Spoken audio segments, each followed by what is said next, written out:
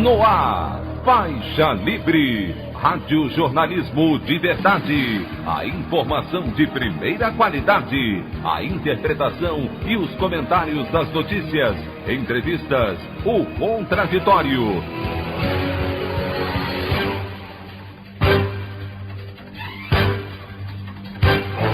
Tudo para aproximar você cada vez mais da realidade do Brasil e do mundo. Apresentação: Anderson Gomes.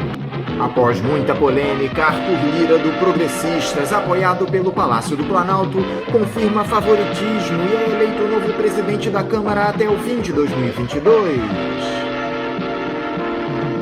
No Senado, outro candidato apoiado por Jair Bolsonaro, Rodrigo Pacheco, do Democratas, triunfa e substitui correligionário Davi Alcolumbre. Apoiada por petroleiros, greve dos caminhoneiros começa com baixa adesão da categoria, reivindicando, entre outras demandas, a redução do valor do óleo diesel. Essas e outras notícias na edição desta terça-feira, 2 de fevereiro do ano de 2021, do programa Faixa Livre.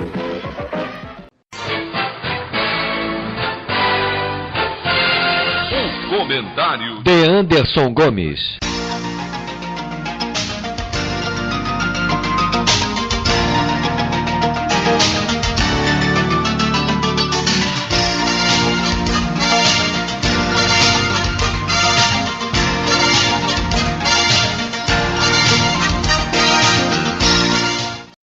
Bom dia, ouvintes. As eleições para as presidências da Câmara e do Senado, que aconteceram ontem, confirmaram aquilo que já esperávamos. Arthur Lira, do Progressistas, e Rodrigo Pacheco, do Democratas, vão presidir as casas legislativas, respectivamente. O detalhe ficou por conta da ameaça de rebelião do agora ex-presidente Rodrigo Maia, após reunião na noite de domingo que confirmou o desembarque do seu partido, Democratas, da candidatura de Baleia Rossi do MDB, o político irritado avaliou acatar algum ou todos os 60 pedidos de impeachment contra o presidente Jair Bolsonaro que se acumulam nas gavetas do gabinete da presidência da Câmara, por conta da intervenção do Palácio do Planalto em favor de Lira. Parece que os aliados de Maia conseguiram demovê-lo da ideia, que àquela altura do campeonato seria interpretada como mero casuísmo de alguém que fora derrotado politicamente. Não que o afastamento do ex-capitão não se justifique, muito pelo contrário. Os crimes de responsabilidade por ele cometidos são inúmeros, e é mais do que necessário que o Congresso paute essa discussão. A grande questão é que Rodrigo Maia teve quase 2 anos para aceitar algum desses pedidos. Além disso, sabemos que o impeachment é um processo muito mais político que jurídico, e ainda que provocasse algum desgaste ao chefe do executivo, certamente os pedidos seriam arquivados. Bolsonaro não só tem boa parte do Congresso na mão. Estão aí as eleições das casas legislativas que não deixam dúvidas, como também as grandes manifestações populares contra o presidente estão impossibilitadas pela pandemia, ainda que as carreatas Brasil afora pela saída do genocida que ocupa o Palácio do Planalto tenham se avolumado no último final de semana. Outra coisa que nos traz alguma esperança é o fato de a classe trabalhadora começar a perceber que só ela é capaz de derrubar esse governo. Tivemos ontem o início da greve dos caminhoneiros, que acabou tendo baixa adesão como esperado, já que boa parte da categoria é bolsonarista, mas aponta para um início de conscientização. Os professores da rede municipal aqui do Rio de Janeiro também paralisaram os trabalhos contra o retorno das aulas presenciais. Os rodoviários que atendem as linhas do BRT também deixaram os ônibus nas garagens, exigindo o pagamento dos salários em atraso. Esse é o caminho para que possamos fazer as mudanças que o país precisa. Só a mobilização dos trabalhadores, a busca de uma greve geral, pode criar o ambiente necessário para a aprovação de um impeachment e nos oferecer uma alternativa nas eleições presidenciais do ano que vem. O Brasil clama por uma gestão que atenda aos interesses da maioria da população. A opinião do Faixa Livre. Bandeirantes, 1360. Estamos apresentando Faixa Livre. Voltamos a apresentar Faixa Livre. Estamos de volta, ouvintes, com o início da edição de hoje do programa Faixa Livre, que tem na sua produção a jornalista Celeste Sintra, auxiliada pela também jornalista Natália Moraes, tendo no comando do áudio o Francisco. Meu bom dia a todos. E meu bom dia também a você, que pode aqui participar nos enviando mensagens eletrônicas para o endereço ouvinte@programafaixalivre.com.br ou ainda registrando suas participações diretamente nas nossas redes sociais. No Facebook, nossa página é o Programa Faixa Livre. No Twitter e no Instagram, para deixar o seu recado, basta seguir os perfis @PGMFaixaLivre. Lembrando que as participações por telefone estão inviabilizadas, pois durante o período da pandemia do novo coronavírus, nosso programa está sendo gravado no dia anterior à sua veiculação. Pedimos desculpas aos nossos ouvintes que costumam interagir conosco desta forma, mas foi a maneira encontrada pela equipe do Faixa Livre para mantê-los informados sobre o que acontece no país e no mundo com essa nossa visão crítica e, ao mesmo tempo, preservando a saúde dos profissionais que levam o programa ao ar. O Faixa Livre pode ser acompanhado também pelo nosso aplicativo para celulares com sistema operacional Android. O nome do aplicativo é Programa Faixa Livre. Os ouvintes também têm acesso à transmissão pelo nosso site, o www.programafaixalivre.com.br, ou pela página da Associação de Engenheiros da Petrobras, a AEPET, uma das nossas entidades patrocinadoras, no www.aepet.org.br. Para quem perdeu alguma das edições ou quer ouvir novamente o Faixa Livre, os áudios das entrevistas e editoriais estão disponíveis no nosso podcast, nos aplicativos Spotify, Deezer e Castbox. E dando início às nossas entrevistas, eu cumprimento o sociólogo e presidente do Instituto Cultiva, Rudá Hit. Rudá Hit, bom dia. Bom dia a vocês do Faixa Livre, a todos e a todas os ouvintes. Vocês sabem que para mim é um prazer estar aqui mais uma vez com vocês. Vamos tentar desatar essa conjuntura cada vez mais maluca que nós estamos vivendo aqui no Brasil. Rudá, muito obrigado por você dialogar mais uma vez conosco aqui no Faixa Livre. Rudá, eu queria começar com você abordando aquelas eleições para definir os novos presidentes da Câmara e do Senado. Como nós ainda não sabemos o resultado da votação no momento em que estamos gravando essa entrevista, eu queria que você analisasse os cenários, por favor. Na Câmara, o favorito absoluto é o candidato do governo, o deputado Arthur Lira, do Progressistas, graças a todas as benesses que o Bolsonaro prometeu aos parlamentares do Centrão, o novo porto seguro do bolsonarismo, que nós vamos analisar mais à frente.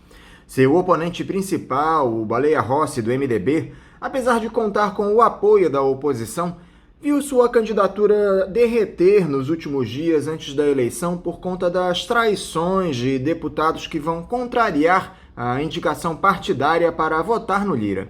O próprio Democratas, partido do atual presidente da Casa, Rodrigo Maia, que bancou o nome do MDBista, acabou desembarcando da candidatura no final de semana. O Maia, inclusive, ameaçou aceitar pedidos de impeachment contra o Bolsonaro depois dessa iniciativa, enfim, o clima anda pesado por lá. Caso essa eleição do Arthur Lira tenha se confirmado, Rudá, como é que a Câmara passará a atuar, na sua opinião? Tem muita gente dizendo que a Casa perderá a independência e passará a ter um papel coadjuvante, chancelando as decisões do presidente da República, se tornando uma espécie de puxadinho do Executivo. Você concorda com essa tese? Eu acho que a gente tem que ser muito cauteloso quando a gente fala do Congresso Nacional de Casas Parlamentares. Por quê? Porque desde a Constituição de 88, os parlamentares, os legislativos, passaram a ter muito poder. E como nós permanecemos com o presidencialismo, nós ficamos com uma espécie de uma situação híbrida, né? Porque o Constituinte estava certo que iria implantar o parlamentarismo no Brasil. Então é daí que vem todo o arcabouço organizacional, né, da estrutura da estrutura da República Brasileira, com esse foco no poder do parlamentar. Então o que acontece? Como nós continuamos no presidencialismo, mas com um poder gigantesco do parlamentar, nós temos uma situação de chantagem.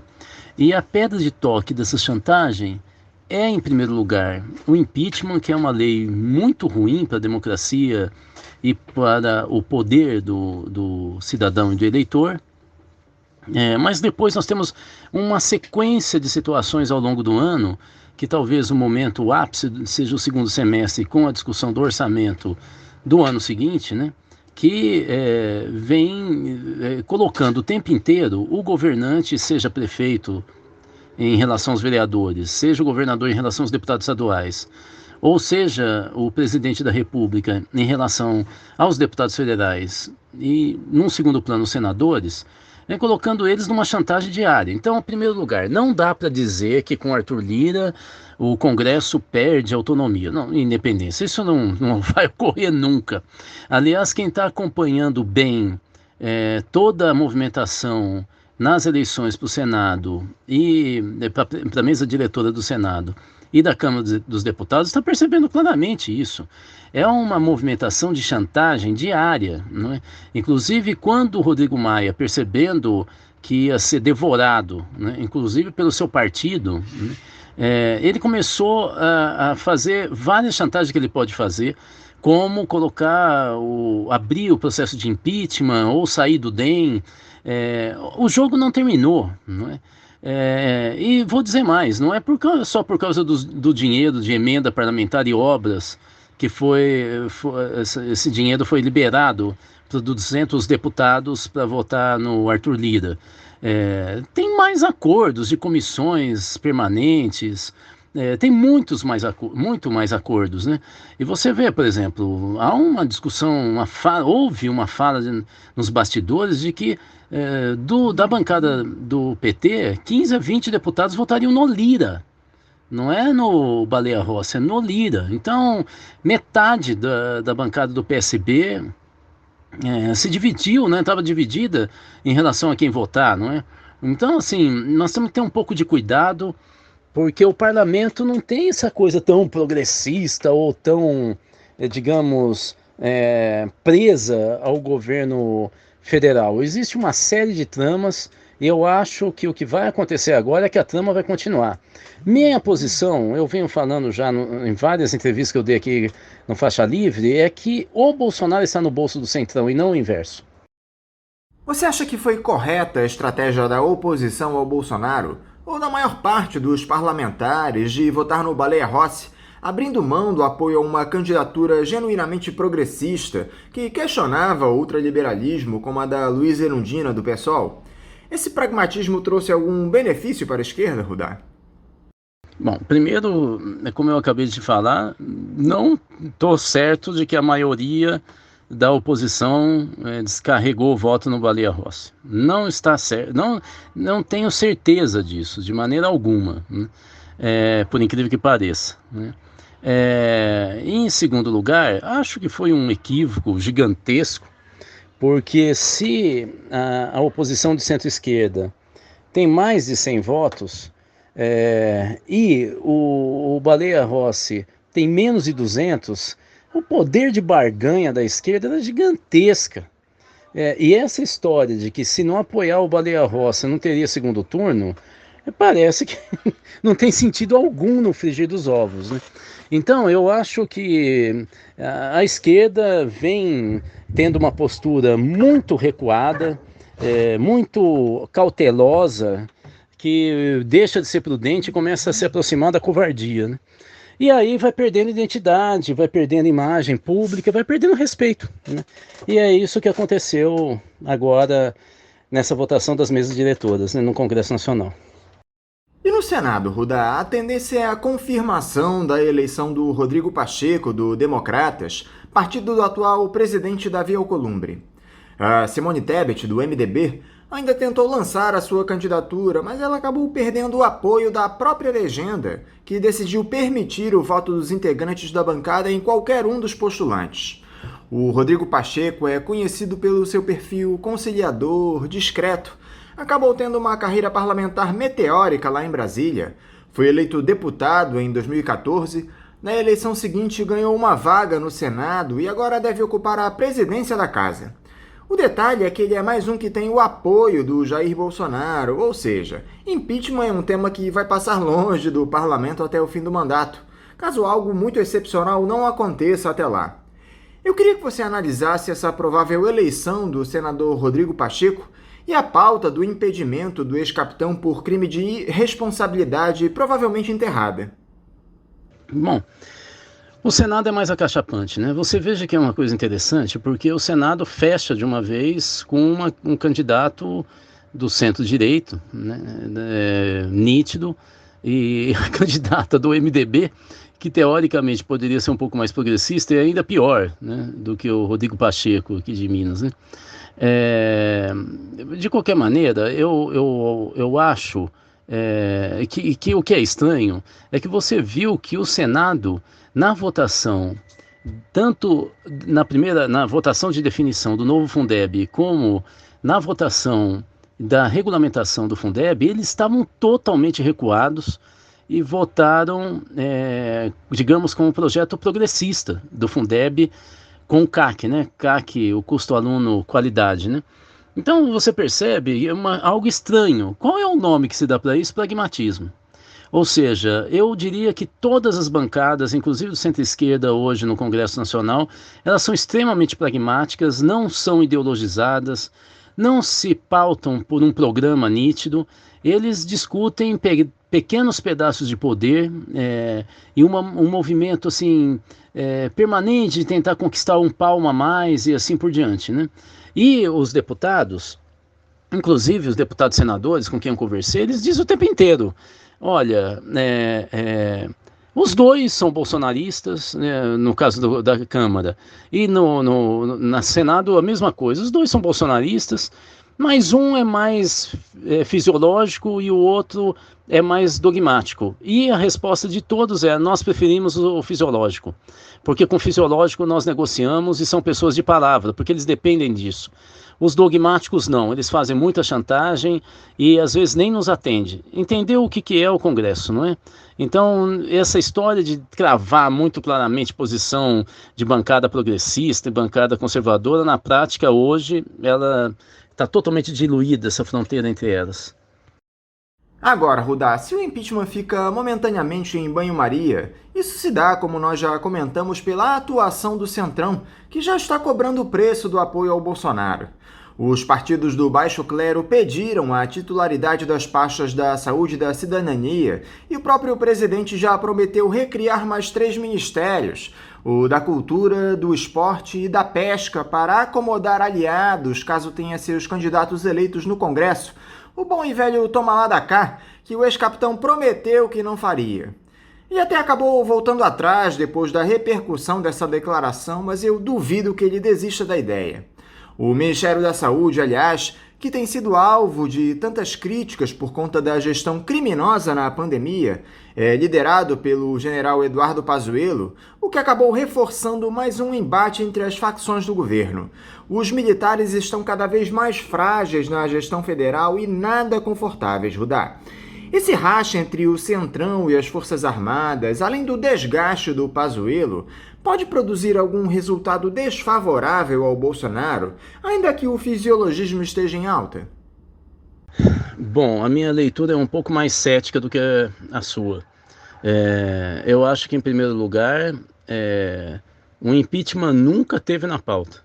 Mas o impeachment é um instrumento de chantagem, como eu disse, e o que nós temos é justamente essa possibilidade de colocar o Bolsonaro cada vez mais no bolso do Centrão. Nesse caso, se fosse colocado em votação no plenário da Câmara o processo de impeachment, a abertura, né, do processo de impeachment, porque de fato o processo ele transcorre no Senado, né, e a Câmara só acolhe ou não o pedido. Nós temos, em primeiro lugar, 2 turnos de votação e que exige uma quantidade de deputados gigantesco. Então, assim, não é porque coloca o impeachment em pauta que ele passa na Câmara. Então, por que toda hora há essa chantagem? Porque é chantagem. Porque você fazendo isso, aumenta o cacife do Centrão para conseguir mais cargos, mais verbas para as bases clientelistas dos deputados do Centrão. E depois migalhas para outras bancadas que, porventura, apoiarem o Centrão, né, seja pontualmente ou de maneira mais estratégica, né? E o que você vê é que o Centrão já tinha poder durante o lulismo. A gente às vezes discute como se tivesse mudado demais. Por exemplo, o que dizem é que a diferença do Baleia Rossi, para voltar de novo para a Câmara, para o Arthur Lira, é que o Arthur Lira é mais parecido com o Eduardo Cunha sem a virulência do Eduardo Cunha. Essa é a diferença, porque o outro também é bolsonarista. Então, ele é apoiado pelo Temer, que está cotado para ser ministro das Relações Exteriores no lugar do Araújo. Então, assim, a gente tem que entender que o impeachment, então, é um processo o tempo inteiro de maior chantagem sobre o Bolsonaro. E lembrando que o Centrão tem um acordo fortíssimo com os militares, então também não acredito que os militares estão se sentindo mal, pelo contrário, né? Eles estão se sentindo muito bem, né? Principalmente os militares no governo que se aliaram ao Centrão, o caso do general Luiz Eduardo Ramos. Eles não estão se sentindo mal de jeito nenhum. Caso, por exemplo, agora, do ministro de Infraestrutura, que peitou os caminhoneiros que diziam que ia fazer greve, né? E disse que não ia dar nada, inclusive nem na discussão da pauta anterior, de 2018, que eles tinham fechado acordo com o governo. Então, assim, eu não estou vendo nenhuma sensação, pelo contrário, os militares estão muito bem hoje com o Centrão, não estão tão bem com o Bolsonaro. Então, quem está mal é o Bolsonaro e os ministros ideológicos, né, histriônicos, né, bolsonaristas, né. Eu acho que o Centrão vem cumprindo o papel que ele cumpriu durante os governos lulistas. Eu acho, e vão conseguir ministros mesmo, talvez colocando a cabeça do ministro da Saúde na bandeja, mas isso é trocar 6 por meia dúzia, possivelmente, né? Por falar em Pazuello, a Polícia Federal abriu aquele inquérito na sexta-feira para apurar as responsabilidades do ministro naquele colapso da saúde no Amazonas, após determinação do Ricardo Lewandowski, do Supremo Tribunal Federal. Se essas investigações se derem de maneira exemplar, Rudá, é evidente que o Jair Bolsonaro será incluído como mandante dessas ações criminosas, não só pelo seu negacionismo à pandemia, mas por recomendar a utilização de remédios para o tratamento que não tem a menor comprovação científica. E aí a situação muda de figura, porque esse episódio seria enquadrado como crime comum, fugindo da alçada do Congresso. Você acredita que esse inquérito vai vingar e trazer dor de cabeça para o presidente, Rudá? Olha, para ser coerente com as minhas respostas anteriores, eu não acredito que esse inquérito vai vingar. Pode, agora, que vai dar dor de cabeça para o presidente, eu tenho certeza. Agora, que vai vingar, o Brasil teria que mudar muito, né? Veja, nós não temos oposição hoje aguerrida e não temos mobilização de rua forte. Nós temos carreatas que, da primeira para a segunda, nós tivemos uma queda expressiva, de muito mais da metade dos carros de um final de semana para o outro. Então, o fato é que, assim, nós estamos tendo reações intermitentes e não coordenadas pelos partidos de esquerda, pelas principais forças nacionais, e dá nisso, quer dizer, eu, por exemplo, tive, na minha análise de conjuntura semanal, que eu faço toda segunda e sexta, né, pelo YouTube, pelo Facebook, Eu tive, algumas semanas, eu tive como convidado o presidente nacional do PSOL, o Juliano Medeiros. E ele disse, olha, o que a esquerda tem de força para negociar, impor algo no Congresso, é a mobilização popular. Em período de pandemia não temos nenhuma. Portanto, se sair o impeachment, quem vai liderar é o alto empresariado e os militares. Se os dois não quiserem, não sai. Acho que ficou claro, né? Acho que ficou claro que, assim, a possibilidade de um inquérito colocar o governo Bolsonaro na parede passa por essas duas forças, que se articulam politicamente no centrão, ou com o centrão. Então, o tripé hoje da institucionalidade brasileira é esse, né? Inclusive do judiciário. Eu acho que a gente tem que começar a ter uma leitura um pouco mais esclarecida e menos crédula em relação ao campo institucional do Brasil. Acho que está muito claro que ele só vai se mexer para um outro lado que não seja a fisiologia, se as ruas começarem a falar mais grosso e a oposição passar a liderar uma ofensiva contra esse bloco que está no poder, né? Fora isso, se continuar fazendo a articulação que vem fazendo, não vejo prosperar nenhum tipo de CPI, inquérito contra o Bolsonaro. Pode ser até com um ministro para que ele seja um bode expiatório, mas contra o presidente, ele está na mão do centrão. É só isso. Ele tem que estar enfraquecido, mas não cair, porque aí o centrão cresce até o ano da eleição, quando eles possivelmente vão trair Bolsonaro. Voltando a citar os militares, Rudá, outro que caiu em total descrédito com o Jair Bolsonaro foi o general Hamilton Mourão. Os dois, que já mostravam desentrosamento desde o início do mandato, entraram em rota de colisão após o vazamento daquelas trocas de mensagens de um assessor do vice-presidente, o Ricardo Rush, com o chefe de gabinete de um deputado federal sobre articulações no Congresso para um eventual impeachment do presidente. O Hamilton Mourão apressou-se em rechaçar as mensagens, afirmando que jamais trabalharia contra o Bolsonaro e exonerou o tal do assessor. A grande questão é que essa situação ficou no ar, Rudá. Você acha que a mosquinha azul começou a rondar a cabeça do general? Olha, eu acho, assim, mas eu tenho que usar óculos, não sei se você já percebeu, mas eu sempre vejo mosquinha azul, mais do que uma, rondando a cabeça do general Mourão. Assim, desde a primeira vez que eu o vi dando algumas palestras, né, antes mesmo da posse ou da eleição de 2018. Portanto, é evidente que o Mourão faz um jogo muito mais inteligente do que o Bolsonaro. E essa história de ter caído em total descrédito, quem é Jair Bolsonaro para definir o valor do crédito do Hamilton Mourão? Quem define o crédito do Hamilton Mourão não é o Bolsonaro, são os militares e o centrão. Eu vou repisar essa tecla o tempo inteirinho aqui nessa entrevista. O Bolsonaro pode querer, não querer, não há problema nenhum, ele está absolutamente fragilizado.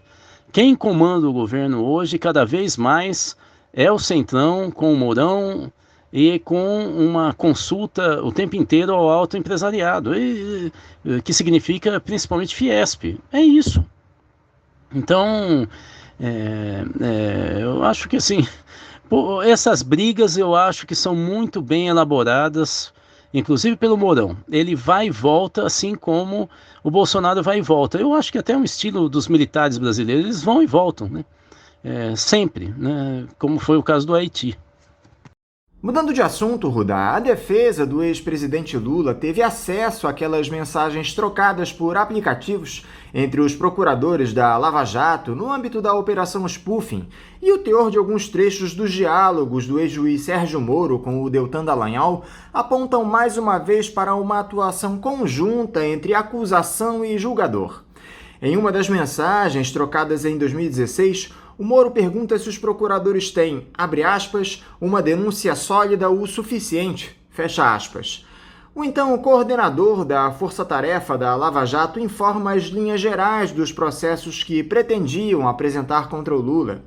Em outro momento, eles tratam de investigações da Lava Jato sobre contas no exterior e o procurador cita uma, abre aspas, reunião com os suíços, que vem para cá pedindo extremo sigilo quanto à visita, fecha aspas. Enfim, mas essas revelações deixam claro o desejo do Sérgio Moro em incriminar o Lula. Com esse novo capítulo da novela, Rudá, será que finalmente o STF vai julgar a parcialidade do ex-juiz e devolver os direitos políticos ao Lula?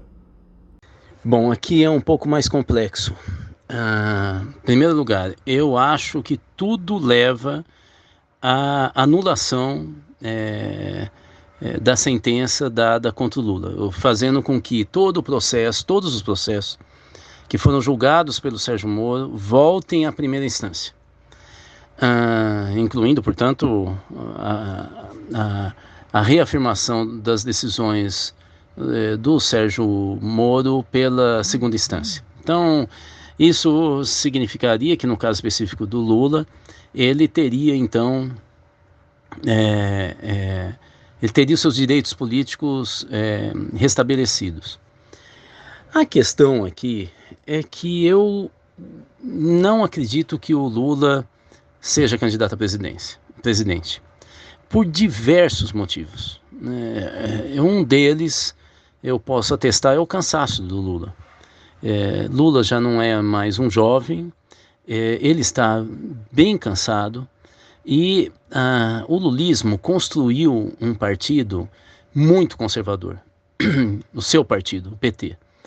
E o PT, em função das derrotas, que eu não reputo principalmente a ofensiva da direita, da imprensa, da grande imprensa, da extrema-direita ao PT, eu reputo a uma série de recuos políticos das direções que foram assumindo a batuta, né, do PT nacional, né, e que hoje tem, na figura de Gleisi Hoffmann, uma espécie de coroamento do total domínio dos deputados federais sobre o partido, dentro do que eu venho chamando de parlamentarização do PT, ou da esquerda brasileira, né?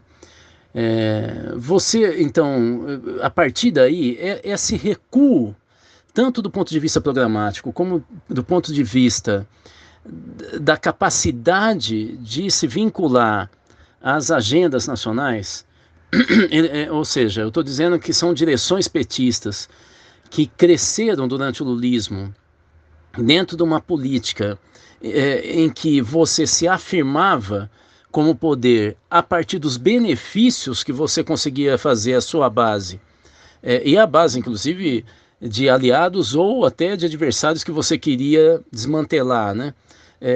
Através de recursos do Estado, né? Grosso modo, no final do século XX, nós tínhamos duas formas, inclusive no mundo sindical, de legitimação de direções. Uma é a legitimação através de uma ofensiva organizativa e de agendas muito agressivas, como foi o caso não era sindical, mas era um movimento social do Greenpeace, né, das ações do Greenpeace, dos ecologistas, dos verdes na Europa, né, ações espetaculares, né, depois com os Black Bloc, que começa na Alemanha, em Hamburgo, em 1986, e depois se expande, inclusive, para os Estados Unidos, e chega no Brasil em 2013, né. E você tem, e no movimento sindical, greves, né, ações espetaculares, tal, e você tem ações muito mais conservadoras de legitimação de direções, que se dá através da capacidade de negociação para que alguns pontos de pauta sejam acatados pelo outro lado, né? No movimento sindical, nós vimos isso na abertura entre o que se chamava unidade sindical e o que se chamava bloco dos autênticos, sindicalistas autênticos. Os autênticos se autodenominavam assim porque eles iam para a luta o tempo inteiro. E a unidade sindical tinha como estratégia o poder de negociação e não de mobilização. O que está acontecendo com a esquerda é exatamente isso no Brasil. Ela está muito mais para se legitimar, principalmente o PT, né, pelo poder de oferta de recursos do Estado para a sua base, inclusive para a sua militância, do que pela capacidade de mobilização. Então, isso enfraquece o poder do Lula. Eu estou querendo dizer com isso que o Lula vem sendo, pouco a pouco, passado para trás, no seu estilo, na sua construção, inclusive da identidade política, né, pelo seu próprio partido. Talvez não de maneira muito consciente, mas eu duvido que não seja. Mas o fato é que aquele perfil do Lula como uma liderança popular de massa, operária, que se jogou no campo político e teve muito sucesso, e o tempo inteiro soube produzir políticas mais avançadas no campo social, embora cedendo bastante no campo político e econômico, né?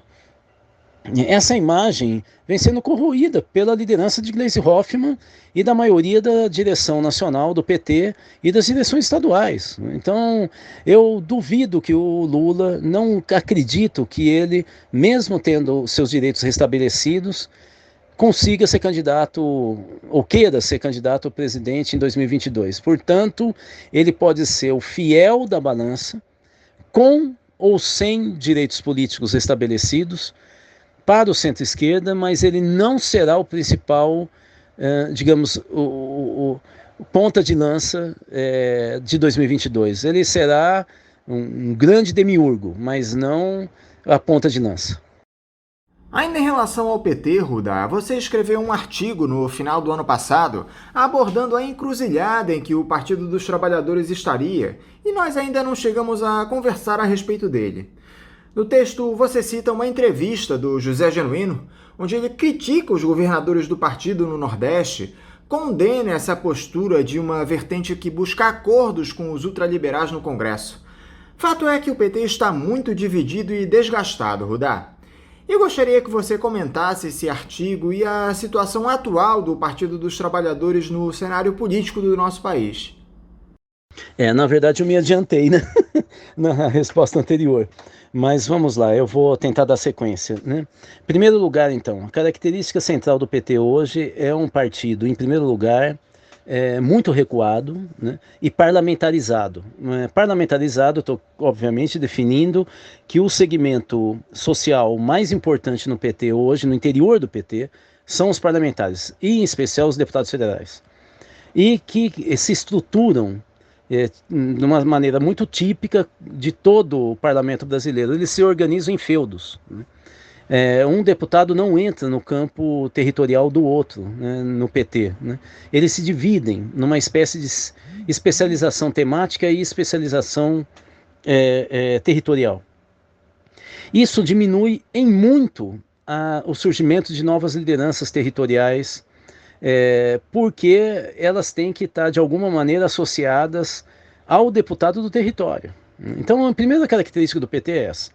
Segundo lugar, a parlamentarização ou a lógica de um parlamentar no Brasil é de um ataque virulento na tribuna, mas de uma negociação muito dócil nos bastidores.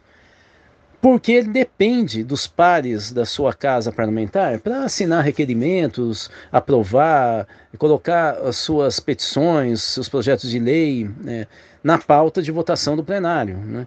Então, isso a gente vê toda hora. Por isso nós vimos Genuíno, que eu citei, né, nesse artigo, sendo talvez o principal, segundo se dizia, o principal amigo no parlamento do Luiz Eduardo Magalhães, né?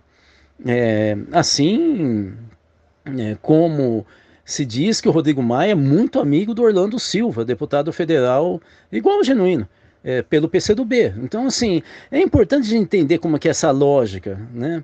É uma lógica que tem um ritual político muito peculiar, né? E isso contaminou o PT. Terceiro lugar, o PT deixou de ter algum tipo de vínculo mais próximo no seu DNA, digamos assim, e no seu imaginário, com as organizações de base. Você vê que nós tivemos um momento de ouro para a esquerda, que foram as articulações de ações solidárias no final do primeiro semestre do ano passado, quando explode a contaminação e a pandemia pelo Covid-19. Nós tivemos de março até mais ou menos junho, julho, ações da Central Única de Favelas, igrejas, sindicatos, criando uma grande rede nacional de solidariedade e distribuição de alimentos, saiu até na grande imprensa e tal. Onde que estavam os partidos? Em lugar nenhum. Eles articularam pelo menos os ex-ministros de saúde, seus secretários de saúde, para criar um governo paralelo e dar orientação para a população brasileira? De jeito nenhum. Eles conseguiram criar, pelo menos, uma espécie de comitê pela segurança nacional, criando críticas ao governo, mas estabelecendo regras para os seus próprios prefeitos e vereadores. Olha, eu já disse aqui, o PDT com o PT, PSOL, PSB e PCdoB tinham, até a eleição do ano passado, de novembro e dezembro, tinham 1.100 prefeitos e 11 mil vereadores. Você viu alguma articulação? Ou mesmo o consórcio Nordeste, que foi muito além da passividade dos partidos, né? Você viu pautar o país de fato, ou o Nordeste? Não.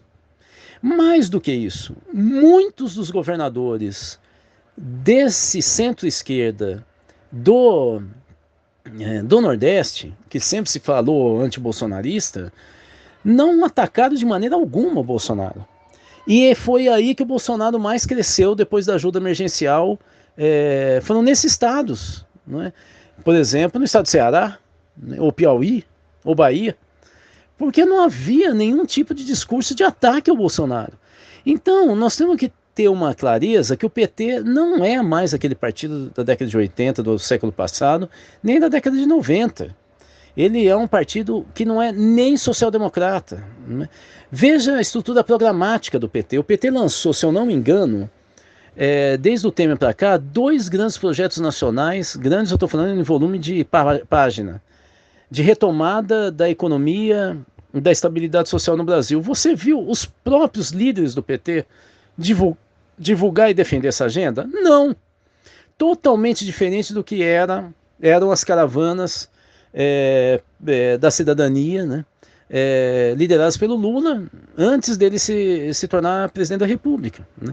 Aí sim, as agendas que eram divulgadas, como de superação da fome no Brasil, da questão ambiental, uma série de agendas, né, que o Instituto Lula liderava, né, se eu não me engano, o Instituto da Cidadania na época, liderava com as caravanas, né, elas pautavam o PT e o interior. Mas agora, depois do lulismo, isso aí acabou, né? Veja a votação que a gente estava falando no início dessa entrevista para a presidência da Câmara e do Senado. Não há nenhum resquício daquele leão da oposição que o PT foi uma vez, né? Hoje, no máximo, ele é um leão desdentado e sem garra. Então, assim, nós temos que entender que a lógica é outra, né? E não é porque ele está na parede, é de antes. O PT já estava fazendo esse percurso já no final da gestão Lula, mas principalmente na gestão da Dilma. Nos primeiros 4 anos do governo dela, o PT já estava fazendo esse caminho. Se você consultar as grandes lideranças de movimentos sociais no Brasil, ou lideranças das centrais sindicais, do movimento sindical, e se eles forem claros, como eles sempre foram nas reuniões, nos encontros nacionais, eles já não acreditavam mais que o governo Dilma estaria na esquerda. Então havia isso em 2014, antes da reeleição da Dilma, né? Eu posso atestar isso, porque eu fiz uma análise de conjuntura na sede da CNBB, em que estavam os principais movimentos sociais, e eles foram muito mais críticos do que eu fui naquela época. E isso aí foi meados de 2014, antes das eleições. Então, é importante a gente entender que o PT, ou ele tem, nesse debacle que ele vem vivendo, inclusive do ponto de vista eleitoral, ou há uma oposição fortíssima no PT que vem da base e o reconstrói, como o Manifesto do 113, em 1983, propôs a reconstrução do PT, ou o PT rapidamente se torna um partido de centro e, sem grande expressão, vai viver do passado, mas não tem grande futuro. Essa é a minha análise, porque ele está perdendo a identidade e a relação com a base social. Era isso que tinha de mais importante no petismo, e agora ele se parece muito com qualquer outro partido que tem como foco o parlamento e o campo institucional. Para encerrar, Rudá, a articulação brasileira do Pacto Educativo Global, da qual você faz parte, vai lançar no próximo dia 6, sábado, às 10 da manhã, através de uma live no canal Resistentes no YouTube, a publicação Educação na Pandemia e Pós-Pandemia. Diz aqui para os nossos ouvintes, por favor, como será esse lançamento, no que consiste essa publicação, a quem ela é destinada? Bom, agradeço aqui essa deixa. Primeiro, explicando, o Pacto Educativo Global é uma articulação mundial liderada pelo Papa Francisco. Eu sou o coordenador nacional do Pacto. Na verdade, ele tem duas ramificações, tem uma ramificação, né? Ela tem duas articulações nacionais que não são competitivas entre si, uma mais vinculada à própria estrutura eclesiástica da Igreja Católica, que o pacto é liderado aqui no Brasil pela CNBB, a ANEC e o MEB, Movimentos de Educação de Base. E há uma outra articulação, assim como acontece no mundo, aqui no Brasil, que eu faço parte da coordenação, que vai além da Igreja Católica, né? Então, na coordenação colegiada que nós temos, faz parte o Instituto Cultiva, que eu presido, o Instituto Paulo Freire, a Campanha Nacional pelo Direito à Educação, a APOESP, o Sindicato dos Professores de Rede Estadual de São Paulo, a própria ANEC, a Articulação Nacional de Educação Católica, quem mais? A Brasil, a União Brasileira, a União Marista do Brasil, a CEAL, que é essa articulação latino-americana do Caribe para a educação popular, um instituto Casa Comum, né, que é ligado a Silvana e ao Célio Turino, que foi talvez o principal artífice dos pontos de cultura no Brasil durante as gestões lulistas. Então há uma articulação e nós temos 60 entidades aqui no Brasil, Confederação Nacional dos Trabalhadores da Educação, Movimento Pedagógico Hip Hop, igrejas protestantes, católicas, CNBB, Mães de Santo, rabinos progressistas, né? Nós temos vários sindicatos, institutos, ONGs, então é uma articulação muito forte no Brasil. Dia 6 nós vamos estar das 10 às 11h30 lançando o documento, nós vamos divulgar, inclusive para vocês, o link do YouTube para que participem. A programação vai ser a apresentação do documento e depois o planejamento de ações para a criação de eventos e seminários virtuais no Brasil todo, por estado, a partir então do lançamento, né? Nós queremos que todos os estados tenham uma coordenação estadual e que logo em seguida as capitais e os grandes centros urbanos de cada estado, para depois então avançar pelo interiorzão do país. Nós temos como uma pauta central a educação na pandemia. Nós estamos defendendo que não se volte à aula presencial. Fizemos um parecer e já divulgamos sobre todos os documentos internacionais e nacionais que refutam a possibilidade de aula presencial, né, no Brasil. Mas nós sabemos ao mesmo tempo que o ensino remoto foi adotado no Brasil sem nenhum cuidado pedagógico. Foi feito de maneira protocolar. Então, nós estamos entrando nesse debate, estamos apresentando para a Câmara dos Deputados um parecer muito substancioso sobre como o que vem ocorrendo no mundo em relação ao ensino, né, nesse período de pandemia, e também nós fizemos uma espécie de inventário de todas as pesquisas realizadas nos últimos 6 meses, que tentam identificar qual é o risco de contaminação por crianças, não é nas crianças, mas é um risco altíssimo de contaminação de idosos, principalmente por seus netos, se eles foram para a escola. Então, nós temos que pensar numa saída inteligente, pedagogicamente adequada, e não é o que o Brasil está fazendo, e muito menos o que se está, alguns desesperados e sem informação correta, estão falando de volta às aulas presenciais. Não há a menor possibilidade disso. Vou dar só um dado. Segundo a Fiocruz, um dos indicadores para retorno à aula presencial é você chegar ao patamar de um infectado novo por dia a cada 100 mil habitantes. Só para dar um dado, no caso da cidade de São Paulo, o número de infectados por dia, novos, a cada 100 mil habitantes, é 14 vezes acima disso. No estado é superior. Nas capitais brasileiras não tem nenhuma capital que tenha condições de voltar à aula presencial. Então, assim, não há condição. Nós, então, também estamos pensando no pós-pandemia, ou seja, quando todos forem vacinados. Na velocidade atual, eu espero que a gente aumente a velocidade de vacinação, mas na velocidade atual, nós teremos condições de vacinar 160 milhões de brasileiros em 4 anos. Em 4 anos, em 2024. Então você vê que não adianta, né? Porque você sabe que no ano passado, quando se abriu para a aula presencial, acho que foi no final do ano, outubro, novembro, em Manaus, uma semana depois, já estava próximo de 10% dos funcionários das escolas que estavam abertas já estavam infectados. Então nós precisamos ter responsabilidade no Brasil, parar com essa ansiedade infantil e nos debruçarmos tecnicamente por uma solução. A nossa ideia é que no pós-pandemia a gente organize a educação brasileira para o cuidado, e não para o Enem nem para o IDEB.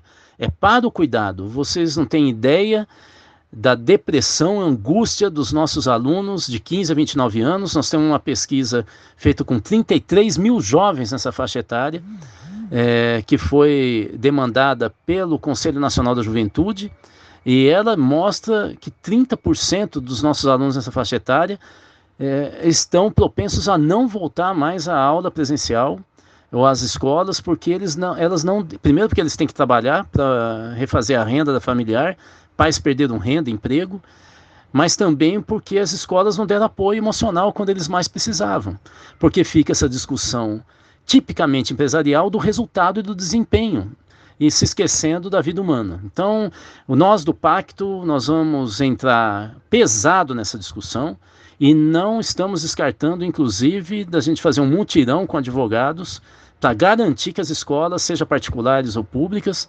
não reabram nesse período até atingirmos o patamar que a ciência e os organismos técnicos da área de saúde estão definindo como um patamar básico para a reabertura das escolas. Ao mesmo tempo, temos que achar soluções didático-pedagógicas que sejam adequadas, assim como soluções para os pais trabalhadores que têm que sair de casa e não tem com quem deixar o filho.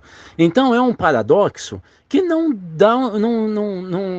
ele exige soluções muito complexas, que não pode ser na base do vamos fazer movimento na internet e nas redes sociais, né? Tem que parar com esse oba-oba que se decidiu fazer no Brasil com as redes sociais. Assim como quem resolve as questões de saúde são os especialistas da área, na educação é a mesma coisa. Podemos debater publicamente, é até importante, né, isso, mas nós não podemos ter uma postura populista de que eu acho, mesmo não sabendo como fazer, e tem que ser, né? É para isso que vem o Pacto Educativo Global. Nós queremos que todos estejam nesse evento do dia 6, sábado, das 10 às 11h30 da manhã. Um grande abraço para todos. Rodahit, muito obrigado por mais uma vez você estar aqui conosco no programa. Eu quero te desejar um ótimo dia de trabalho e deixar aqui o meu abraço. Poxa, eu falei um grande abraço, esqueci que você ia me passar a palavra, desculpe. Eu quero desejar uma grande semana para todos e todas. Nós estamos vivendo um período difícil no Brasil, vamos continuar vivendo esse ano todo, tanto do ponto de vista econômico como social, como político, como educacional, como eu acabei de dizer. Não adianta nós acharmos que basta imaginar que o mundo melhora. Infelizmente, nós fizemos uma escolha errada para governar o nosso país, e há, inclusive, governadores e prefeitos alinhados a esse erro, né? Então, nós vamos ter que ter muita paciência e muito rigor técnico e uma postura muito firme na defesa da vida. Eu acho que isso é o mais importante, e a defesa da vida passa, obviamente, pela saúde, mas passa também pela saúde mental, pelo emprego, pela renda, ou seja, pela felicidade, né? Nós temos que lembrar que mais importante do que o desempenho na vida profissional e estudantil, o mais importante é a relação que nós estabelecemos de maneira solidária, né, na nossa espécie, né? E a gente está esquecendo isso. Então, olha, um grande abraço a todos e a todas, e força, porque nós vamos precisar muito esse ano. Até! Conversamos aqui com o sociólogo e presidente do Instituto Cultiva, Rudahid. Vamos agora ao nosso primeiro intervalo. Voltaremos daqui a pouquinho. Voltamos a apresentar Faixa Livre. Já voltamos, ouvintes, e agora eu saúdo a pastora luterana e pesquisadora de Direito na Universidade Federal do Rio de Janeiro, a UFRJ, Luz Marina Garcia. Luz Marina, bom dia! Bom dia, Anderson. Bom dia, o pessoal do programa Faixa Livre, da Rádio Bandeirantes e nossos ouvintes. Muito obrigada por estar aqui, por esse convite. Vamos conversar. Luz Marina, muito obrigado por você estar aqui conosco dialogando no Faixa Livre. Luz Marina, na semana passada, representantes de diversos grupos religiosos de diferentes credos apresentaram à Câmara dos Deputados um pedido de impeachment do presidente Jair Bolsonaro, que reuniu 380 assinaturas, tendo como motivação principal a ausência total de iniciativa da parte do governo em conter os efeitos da pandemia, e a senhora foi uma das articuladoras desse documento. Primeiro, eu gostaria que a senhora falasse a respeito desse pedido. O que levou vocês a irem até Brasília tomar essa importante iniciativa de apresentar mais esse pedido de afastamento do chefe do Executivo? E como é que vocês analisam a atuação do governo federal no combate à Covid-19? O pedido de impeachment das lideranças evangélicas e católicas centrou-se na questão da saúde, nos crimes de responsabilidade do presidente da República que se relacionam às políticas de saúde pública, principalmente as sanitárias. O direito à saúde está previsto na Constituição Federal do Brasil, nos artigos 196 a 200. E lá no artigo 196 diz assim, olha, a saúde é direito de todos e dever do Estado, garantido mediante políticas sociais e econômicas que visem a redução do risco de doença e de outros agravos e ao acesso universal e igualitário às ações e serviços para sua promoção, proteção e recuperação. O que temos visto no governo Bolsonaro, Anderson, é exatamente o contrário do que diz o artigo 196. O que temos visto é a desarticulação do Sistema Único de Saúde, o SUS, que já vem ocorrendo desde o primeiro ano de gestão.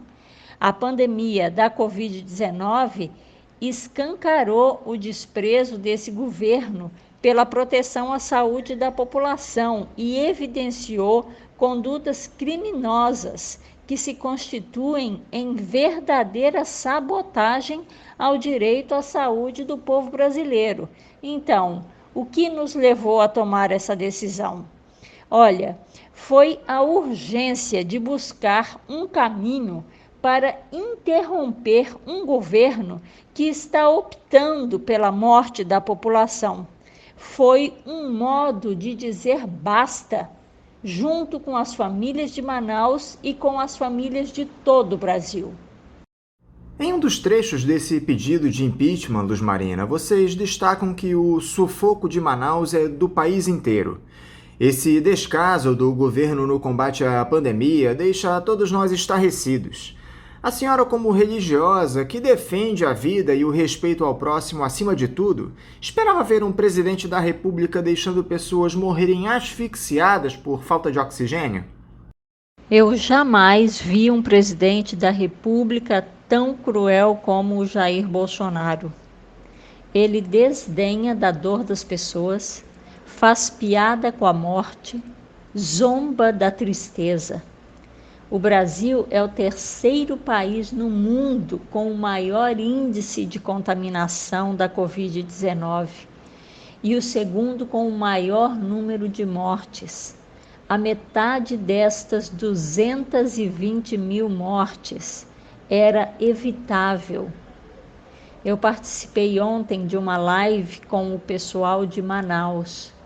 Havia 3 mulheres indígenas. todas haviam perdido familiares. E uma delas perdeu o marido há 15 dias atrás. Ela nos contou sobre a peregrinação dela com o marido através dos postos de saúde. E a frase que a impactou e que ela jamais esquecerá é: não tem oxigênio. Os médicos diziam para ela: o pulmão do seu marido não tem oxigênio, nem nós. Que triste, não é? A Amazônia, que é conhecida por ser o pulmão do mundo, e o povo que mora lá morrendo sem oxigênio. Então, nessas horas, a gente vê quem é humano e quem perdeu a sua humanidade. É o governo da Venezuela, que na sua solidariedade está enviando oxigênio para o povo de Manaus. Nós precisamos agradecer ao governo da Venezuela pela solidariedade e humanidade. O pedido de impeachment das lideranças evangélicas e católicas, como você deve ter percebido, Anderson, teve uma repercussão que nem mesmo nós da articulação esperávamos. E eu penso que isto ocorreu por 2 motivos. Primeiro, porque há um desespero nas pessoas e um pedido de impeachment vindo de um setor que não é ligado a partido político, como comunica a urgência da situação. Em segundo lugar, porque esse pedido fez uma fissura na compreensão geral de que evangélicos e católicos, mas principalmente evangélicos, são a base de apoio de Bolsonaro. Ou seja, simbolicamente, a base de apoio dele rachou.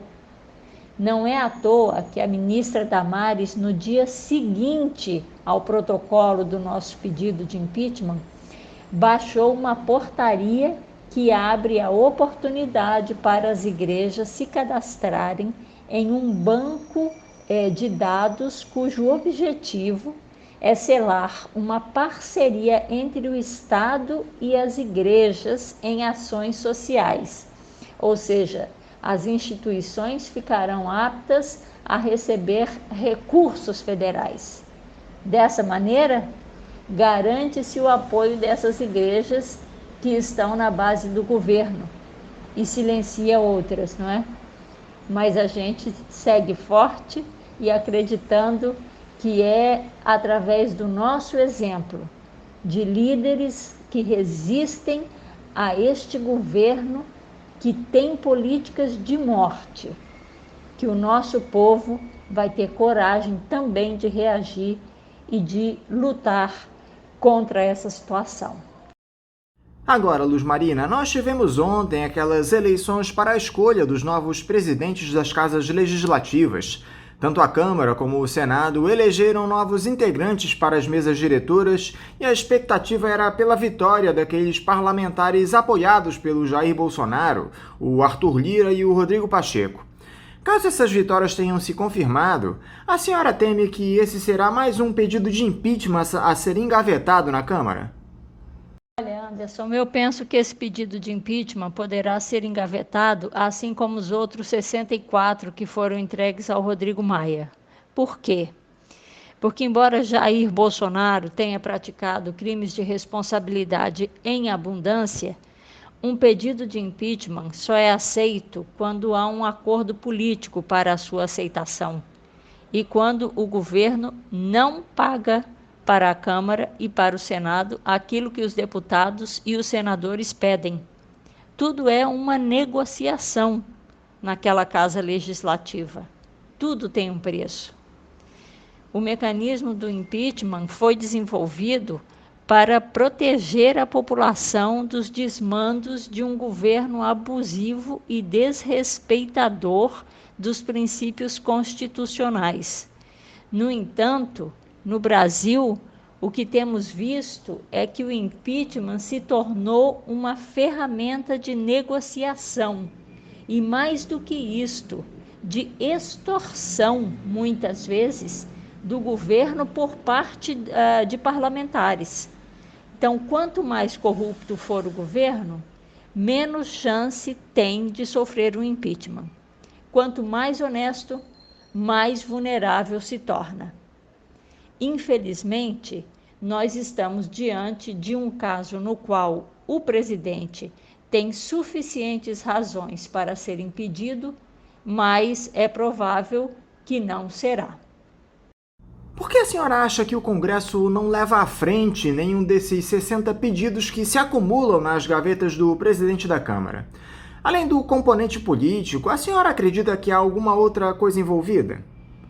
Eu estou escrevendo uma tese de doutorado em Direito sobre o tema do impeachment da presidenta Dilma Rousseff. A presidenta Dilma não cometeu o crime de responsabilidade do qual ela foi acusada.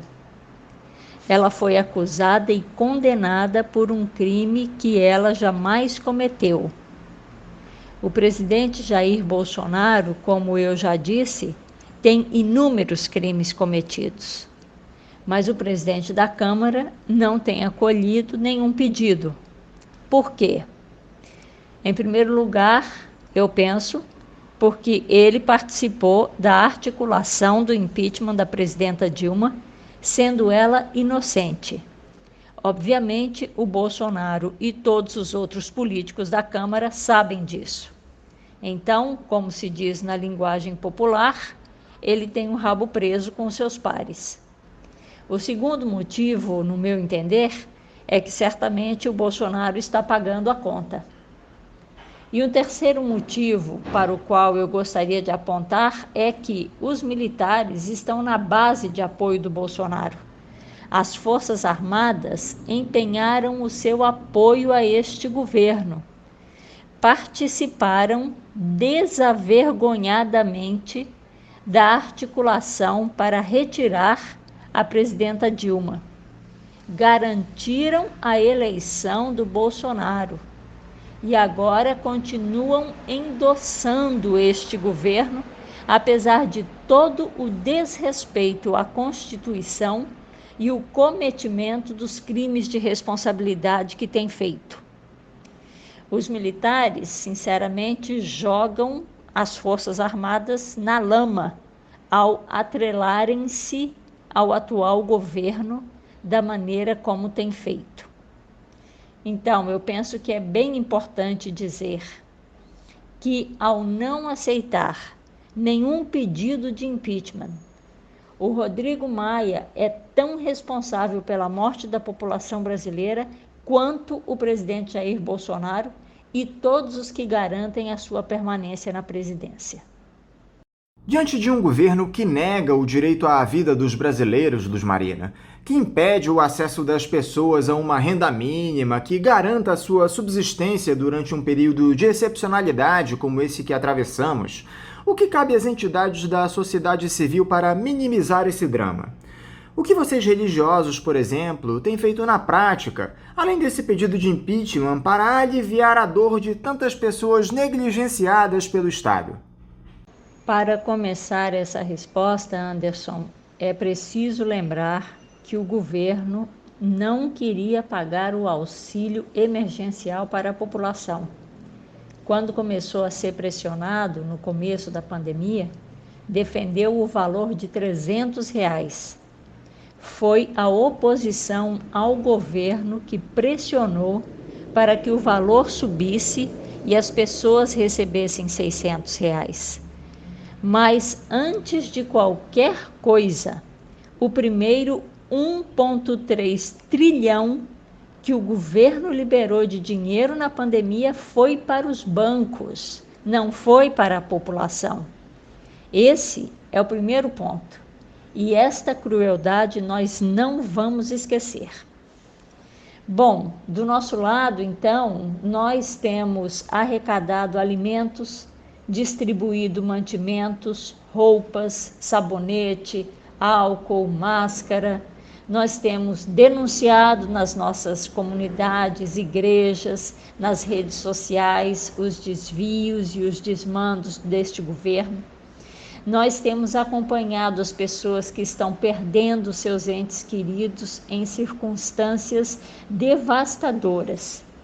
A morte é uma devastação em si mesma, mas ainda mais difícil é o fato de não podermos nos despedir propriamente das pessoas que amamos, de não poder ter funerais nos quais familiares e amigos possam se encontrar, participar e fazer o luto de maneira conjunta. A Covid tem imposto um estado permanente de solidão às pessoas, tanto pelo isolamento social quanto na hora da despedida. E os pastores, pastoras, padres, mães e pais de santo, religiosos de modo geral, têm sido aqueles e aquelas que se fazem presente. Então, há uma presença de acolhimento e de consolo nesse momento de luto que é muito importante. E como andam os episódios de intolerância religiosa durante essa gestão do Jair Bolsonaro, Luz Marina? É muito claro que esse governo tem um caráter extremamente conservador e preconceituoso, e isso também é defendido pelos apoiadores do presidente. Dá para dizer que houve um aumento de casos de desrespeito a diferentes crenças de 2019 para cá? O que leva essas pessoas a agirem com violência contra quem não compartilha da mesma fé, Luz Marina? A intolerância religiosa aumentou depois da eleição do Jair Bolsonaro. O discurso permissivo dele incentiva ações violentas também nesse campo.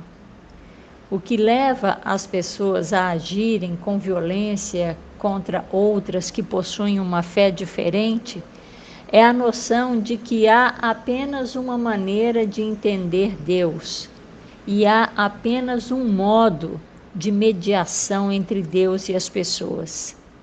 As religiões são mediações entre as pessoas e o sagrado. E há grupos que estão convencidos de que há apenas uma maneira de se fazer isso, que é a sua maneira. Há uma verdade única, que é a sua verdade. Deste modo, rejeitam qualquer coisa que desafie a sua maneira de compreender e de acreditar. Mas eu acho que a pergunta é: o que lhes autoriza a violência? Não é? E eu penso que é o discurso violento das suas lideranças. Você já ouviu uma pregação de um desses pastores neopentecostais, Anderson? Olha, o estilo e a linguagem são extremamente violentas, cheias de ódio, de uma energia muito forte assim na direção de divisão. Bom, então eu avalio que, para além do conteúdo dessas mensagens, a metodologia utilizada e a estética discursiva são fomentadoras da violência. Quando você tem um presidente da República que usa como símbolo seu de campanha uma arma na mão, a linguagem da arma é já em si uma linguagem de muita violência, não é? Então, assim, não só no universo simbólico do bolsonarismo, mas também na linguagem, na estética, cria-se uma cultura de violência, aprofunda-se uma cultura de violência. E a gente percebe, nós que temos feito parte do movimento interreligioso, do diálogo interreligioso, a gente percebe que há um aprofundamento, sim, na violência religiosa, na intolerância religiosa. Além de pastora luterana, a senhora é pesquisadora de Direito na Universidade Federal do Rio de Janeiro. As instituições de ensino federal são outras que sofrem com o descaso do governo do Jair Bolsonaro. No ano passado, a gestão federal gastou quase a mesma quantia com leite condensado e pesquisa científica no CNPq, por exemplo, Foram 15 milhões de reais destinados para o doce e 22 milhões para os pesquisadores. A senhora que atua na área, Luz Marina, diz aqui pra gente como ficaram os trabalhos de pesquisa depois do início do mandato do ex-capitão, por favor. Olha, Anderson, após o golpe de 2016, com o impeachment da presidenta Dilma, o governo Temer cortou bolsas de estudos e vários mecanismos de incentivo à pesquisa. Com a entrada do presidente Bolsonaro, a educação sofreu mais cortes ainda. Este é um governo que acredita na privatização, assim como foi o governo do Temer também. Por isso, busca depredar as instituições e os serviços públicos a fim de justificar diante da população o seu afã privatizador. A pesquisa tornou-se secundária, vamos dizer assim, para esses governos, né? Mas acontece que a pesquisa é aquilo que proporciona independência ao país diante de outros países. Veja só a situação na qual nós nos encontramos agora. No meio da pandemia, o Brasil depende de outros países que nos forneçam insumos para a produção da vacina. Deixar de investir na educação e na pesquisa é retirar as condições do país de ser autossuficiente. E num contexto de urgência, como esse no qual nós estamos vivendo, isso se torna premente, se torna uma maneira de desarticular os nossos próprios recursos, a nossa própria possibilidade, capacidade, competência que nós temos no Brasil, aos montes. A gente desarticula isso por não fornecer suficiente recurso para que a pesquisa seja feita. É lamentável, de fato. Nós temos organizações na área da saúde tão importantes e tão capazes, e não temos investimento suficiente para que a pesquisa brasileira avance. Muita gente tem dito, Luz Marina, que a nossa sociedade sairá melhor dessa pandemia, que as pessoas serão mais compreensivas, empáticas. Nós temos visto diariamente uma série de exemplos que mostram o oposto disso. Gente furando fila da vacinação, outras tentando comprar doses que devem ser distribuídas gratuitamente. Países que ainda não tiveram acesso aos imunizantes por conta da sua condição de miséria. Dá para acreditar em uma sociedade mais fraterna e amável depois que tudo isso passar, Luz Marina? Sinceramente, eu penso que não há como generalizar. As pessoas que agem de modo a tirar vantagem das outras, provavelmente continuarão agindo da mesma maneira. As pessoas que possuem um senso de solidariedade praticarão solidariedade. Mas a minha impressão é que esta pandemia está nos dando a chance de perceber que é possível viver de uma maneira diferente. Se vamos aproveitar esta chance, dependerá da abertura que temos para mudanças, para acolher outros sentidos para as relações e para a vida. E eu prefiro ter esperança. Então, eu vou dizer assim para você e para os nossos ouvintes, as nossas ouvintes, que nós podemos mudar e que a gente precisa aproveitar essa oportunidade que a pandemia nos trouxe de pensar a vida de um outro jeito e de sonhar e de lutar por um mundo melhor. Então, eu termino aqui agradecendo a você, Anderson, ao pessoal do programa Faixa Livre, à Rádio Bandeirantes, ao pessoal que nos ouviu, nos acompanhou, dizendo que juntos e juntas nós podemos construir um país mais justo, menos preconceituoso, mais determinado a mudar os rumos da política, para que o Brasil volte a respirar e a ser mais feliz. Luz Marina, muito obrigado por essa entrevista para nós aqui no programa. Eu quero aproveitar para parabenizar você e os outros integrantes desse grupo de religiosos que tomaram essa importante iniciativa de mais um pedido de impeachment contra o Jair Bolsonaro. Quero te desejar também um ótimo dia de trabalho e mandar aqui o meu abraço. Um grande abraço para todos vocês. Tchau, tchau. Conversamos aqui com a pastora luterana e pesquisadora de Direito na Universidade Federal do Rio de Janeiro, a UFRJ, Luz Marina Garcia. Vamos agora a um novo intervalo. Voltaremos daqui a pouquinho. Voltamos a apresentar Faixa Livre. Estamos de volta, ouvintes, e agora eu converso com a diretora da Federação Única dos Petroleiros, a FUP, Cibele Vieira. Cibele Vieira, bom dia. Bom dia, você ouvinte do programa Faixa Livre da Rádio Band. Cibele, muito obrigado por você estar aqui dialogando conosco no Faixa Livre. Cibele, ontem teve início aquela greve dos caminhoneiros que há tanto tempo vinha sendo articulada por diversas entidades da categoria, como a Confederação Nacional dos Trabalhadores em Transporte e Logística, a Associação Nacional de Transportes no Brasil, o Conselho Nacional de Transporte Rodoviário de Cargas, em busca de uma série de reivindicações, entre elas preços justos para os combustíveis e contra a privatização da Petrobras.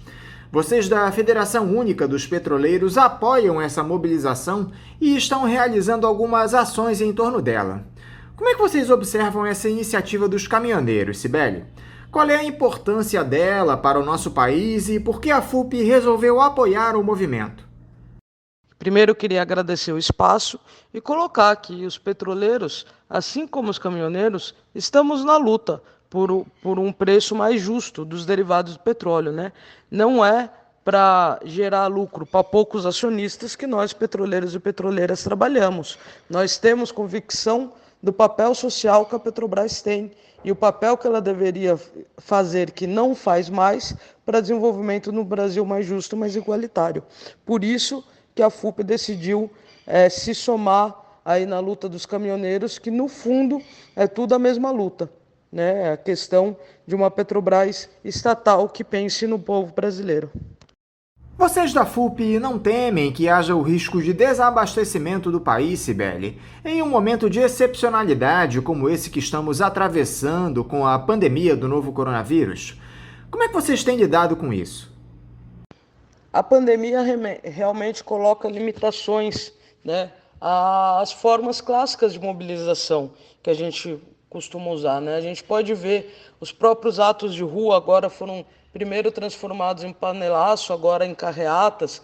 Então tem tido mais ações de colocar grandes faixas, né, nas avenidas. Agora a greve dos caminhoneiros, ela se faz necessária, porque não tem como, a gente já está na pandemia desde março. Vai completar um ano, né? Eles fazem uma mobilização que consegue, não gera aglomeração, consegue fazer de uma forma segura. E a relação da crise de desabastecimento, isso só ocorre se realmente não for aberto um diálogo, de fato, com os caminhoneiros e o governo federal. Porque ninguém gosta de fazer greve, né? Nós, petroleiros, às vezes temos que fazer, mas a gente não gosta. A greve, ela gera uma pressão muito maior para o grevista do que qualquer para outra pessoa. Agora, infelizmente, em alguns momentos, você avisa e não é escutado, não tem um espaço de diálogo, você acaba tendo que fazer uso desse instrumento, né? Agora a gente espera que o governo ouça o recado e que, de fato, né, seja atendido. Tem coisa que está desde 2018 que não foi efetivado na prática, então já faz muito tempo. Então, infelizmente, às vezes tem que acabar fazendo greve, sim. Mas a gente tem certeza também que sempre dá para conciliar, né, a luta dos movimentos sociais, sindical, com a necessidade da população, levando em conta, sim, a pandemia que a gente está vivendo. É possível, a partir desse movimento dos caminhoneiros, Cibele, se dar início à tão aguardada greve geral que há tanto tempo os sindicatos tentam colocar em prática no nosso país? Me parece que os caminhoneiros são a categoria que tem capacidade de puxar essa greve, Cibele. Lá em 2018, em 11 dias, eles praticamente pararam o país, derrubaram o presidente da Petrobras. É quando várias categorias se juntam que o movimento realmente ganha força, né? Eu acho que tem várias categorias no Brasil que têm uma força estratégica muito grande. Só que é muito difícil conseguir fazer uma greve com a força que foi em 2018 a dos caminhoneiros, né? Nós petroleiros mesmo, se a gente parar completamente a Petrobras, também gera risco de desabastecimento. Só que nunca é o intuito de nenhum movimento chegar a tal ponto. É sim o intuito dos movimentos gerar prejuízo para aqueles que não estão negociando com os trabalhadores, né? Não é o intuito gerar prejuízo para a população, né? Agora, infelizmente, às vezes, para que eles escutem a gente, é necessário um movimento um pouco mais radicalizado. E uma greve geral, ela tem várias formas de ocorrer, né? A primeira greve geral no Brasil, em 1917, ela não foi uma greve convocada como greve geral. Ela foi várias greves pipocando ao mesmo tempo e que daí, quando viu, aquilo se levou a uma greve geral. Só que ela foi, inclusive, muito longa porque, às vezes, uma categoria entrava, outra saía. Não necessariamente são dias de greve geral, igual a gente conseguiu fazer contra a reforma da Previdência, né? Agora, o momento político que o Brasil está passando está sendo cada vez mais propício, sim, porque o desmonte do Estado vai mexer com várias categorias. O fim do auxílio emergencial no meio de uma pandemia mexe demais com a população. Então você vai vendo uma correlação, né, o aumento da inflação, o aumento dos combustíveis, que gera impacto em tudo, e que é sim um setor que tem na Petrobras estatal que ela poderia amortizar esses preços, né? Bastasse ela produzir mais e deixar de trazer o preço com paridade internacional. Ela poderia ser formadora de preço igual ela já foi. Então você vê que vai tendo uma somatória de fatos, vai tendo um clima de insatisfação, infelizmente, porque é muito ruim, né, precisar chegar nesse ponto, que pode sim a ter um conjunto de greves que leve a uma greve geral nesse país. Os caminhoneiros, Cibele, em sua maioria, defendem o bolsonarismo. Eu acho que isso é inegável. A categoria está muito dividida nessa greve e ficamos longe de uma unanimidade entre os profissionais das estradas. Eu conversei aqui na semana passada com o presidente do Conselho Nacional de Transporte Rodoviário de Cargas, o Plínio Dias, e ele se esquivou de criticar o Jair Bolsonaro, abriu mão de responder algumas perguntas a respeito da atuação do presidente. Como é que vocês observam esse caráter bolsonarista de boa parte dos caminhoneiros, Cibele, e essa divisão na categoria? Vai chegando um ponto que o que a pessoa sofre no dia a dia dela é tão grande que transpassa a posição política dela. E a gente sempre tem que ter sabedoria de entender que, mesmo quando você apoia algum governo, inclusive nós petroleiros e petroleiras da FUP, nós sim temos uma identidade ideológica de esquerda, né? Nós somos progressistas.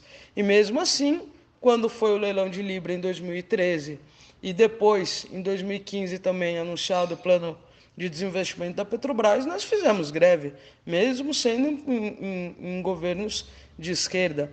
Então, chega um momento que você tem que saber separar o interesse da categoria direto, né? É óbvio que cada movimento, cada sindicato vai se aproximando daqueles que defendem um projeto de país do quais eles se identificam, com quais eles identificam que é o melhor para a sua categoria, mas tem momentos que esses governos tomam decisão e aí é por isso que tem que ser autônomo, né? O movimento sindical, o movimento dos caminhoneiros, os movimentos sociais, eles são autônomos perante qualquer governo. É que muita gente confunde identidade ideológica com ser correia de transmissão. Nós nunca fomos correias de transmissão de governo algum. Tanto que eu dei 2 exemplos muito fortes para a nossa categoria de que nós fomos contra decisões de governos que a gente apoiava. Assim como a gente espera que os caminhoneiros não caem, né, não caem no canto da sereia. Eles, independente da visão do que eles acham do governo Bolsonaro como um todo, neste momento o Bolsonaro não está cumprindo as promessas que foram feitas para eles desde 2018, né, uma categoria que apoiou o Bolsonaro nas eleições e agora não está tendo retorno devido. Então faz parte deles cobrar isso do governo federal, sim. E nesta pauta específica, nós estamos junto com eles, né, contra o aumento do preço, né, a favor de uma Petrobras para o povo brasileiro. Os caminhoneiros e caminhoneiras podem sempre contar com os petroleiros e petroleiras, independente de termos visões políticas diferentes. É essa pauta que nos une. É muito evidente, Cibele, que a pauta fora Bolsonaro deve ser a palavra de ordem daqueles que lutam por um Brasil soberano, sem interferência do capital estrangeiro, mas a articulação das nossas esquerdas me parece insuficiente neste momento. Na sua opinião, Cibele, ainda que haja uma predominância dos interesses da burguesia no nosso país, com representantes nos 3 poderes da República, a análise do impeachment do Bolsonaro segue parada lá na Câmara. O que é que as esquerdas poderiam fazer para mudar esse cenário? Onde a oposição está errando, na sua opinião? A gente sabe que motivos para o impeachment do Bolsonaro não faltam, mas não tem que ser fácil você conseguir trocar um presidente eleito, mesmo que a eleição tenha sido baseada em fake news, né? Você tem que ter um apelo popular, um trâmite legal, um trâmite político, né? Respeitando as instituições e a vontade do povo. Então, é compreensível que após o golpe de 2016, a sociedade esteja um pouco traumatizada da ruptura, o impacto que gera um processo do impeachment, né? Não é fácil você fazer essa discussão no meio de uma pandemia.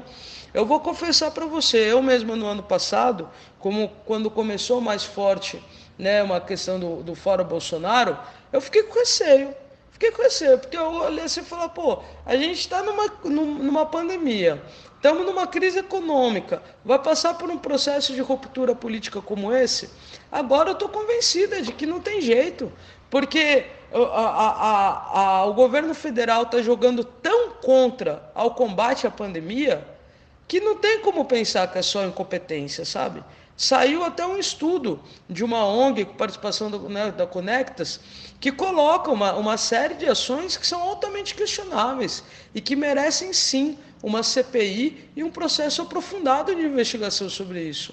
Não é possível que a gente assista o que o governo está fazendo com a população brasileira, tanto no combate à pandemia, de negacionismo, dar exemplo sem máscara, ficar falando de remédio que não tem comprovação científica e, ao mesmo tempo, cortar o auxílio emergencial, né, e não fazer outras ações, tipo isenção de aluguel, não poder ter despejo, conta de luz, de água, para que as pessoas possam, de fato, ficar em casa no isolamento. Não, ele faz tudo só falando, né, na demagogia da economia, como se a população começar a morrer mais ainda em massa, porque a gente já tem mais de 200 mil mortos no Brasil, só que infelizmente esse número está crescendo, numa velocidade de mais do que 1.000 por dia. Então não é possível que a gente assista a inauguração do governo federal, que gera sim desconfiança se é proposital ou não, o porquê que eles estão seguindo essa linha, e aí requer uma investigação, e sim, a saída para a economia e para a vida hoje é fora Bolsonaro, é um impeachment, não tem condições de continuar do jeito que está. Independente se assume o vice, que a gente não acredita que será muito melhor do que o Bolsonaro, mas você passa um recado. Você passa o recado que o Brasil, o brasileiro e brasileira não aceitam continuar nesse rumo do obscurantismo, da negação da ciência, de todos os preconceitos possíveis e imagináveis, e agora, né, de uma negação da pandemia, boicotando vacina, enfim. Então, não tem saída. É o impeachment do Bolsonaro e por isso estamos nas ruas pedindo fora Bolsonaro. Eu gostaria de tratar com você outros dois temas, Cibele. Primeiro, algo que todos nós já prevíamos que pudesse vir a acontecer como resultado dessa privatização fatiada da Petrobras. A BR Distribuidora, desde o início da sua capitalização, no final de 2017, teve um aumento da sua dívida bruta de 4,5 bilhões de reais. Por outro lado, no mesmo período, foram distribuídos 5,880 bilhões de reais aos acionistas da empresa em juros e dividendos. A Petrobras vendeu ações da BR Distribuidora, usando o argumento de que era necessário reduzir a sua dívida, e agora nós vemos esse resultado. O que é que vocês da FUP têm a dizer sobre essa situação inacreditável, Cibele? Essa questão da dívida da Petrobras, ela é uma questão que a gente questiona muito. A Petrobras tem uma dívida alta, mas por conta dos investimentos necessários para produzir o pré-sal. Tá? Então é aquela mesma coisa, você compra um terreno, você vai fazer uma casa, você faz um empréstimo para conseguir financiar o terreno e construir sua casa. É diferente de uma dívida de um consumo supérfluo que não vai ter retorno nenhum. Então a Petrobras ela investiu muito na questão para conseguir o desenvolvimento do pré-sal. E hoje, mais da metade do que a gente usa de derivados do petróleo já são de petróleo oriundo do pré-sal. Então a gente já colhe resultados desse investimento. Se a gente for comparar os números da Petrobras aqui, só para a gente ter uma ideia, de 94 a 2002, com 2003 e 2015, tá? A gente vai ver que a receita, o faturamento da empresa cresceu 384%, tá? Foi em torno de 50 milhões para 237 milhões, tá? O crescimento de faturamento. O lucro líquido, nesses dois períodos, também cresceu de 311%, de 4 milhões para, em média, 17 milhões por ano. Tá? Se a gente for ver a produção de petróleo, neste período de 94 a 2002 versus 2003 a 2015, cresceu 91% a produção de petróleo e a produção de derivado cresceu 38%. Tá? Então a gente vê que foi um período que, mesmo sendo que a Petrobras tinha uma política de preço diferenciada, que ela, às vezes, em alguns momentos, deixava de ganhar mais para segurar uma oscilação que vinha de fora, para não impactar tanto o mercado brasileiro. Isso ela fazia. Mas, neste período, aumentou a receita e aumentou o lucro líquido. O valor de mercado, nesse período, aumentou 773%. Subiu de 26 milhões para 228 milhões. Tá? Se a gente for ver de 2016 a 2019, a gente vai ver que tem coisa aqui que continua crescendo, mas muito menos, num ritmo muito menos acelerado. Tá? A questão da receita, enquanto no período anterior cresceu 384%, agora cresceu 24%. Enquanto o lucro no período anterior, mesmo com uma política de preço que amortecia as oscilações de fora, o lucro líquido tinha subido 311%, de 2016 a 2019 caiu 27%. Né? Se a gente pegar a produção de petróleo e gás natural, subiu 13%, mas no período anterior tinha subido 91%.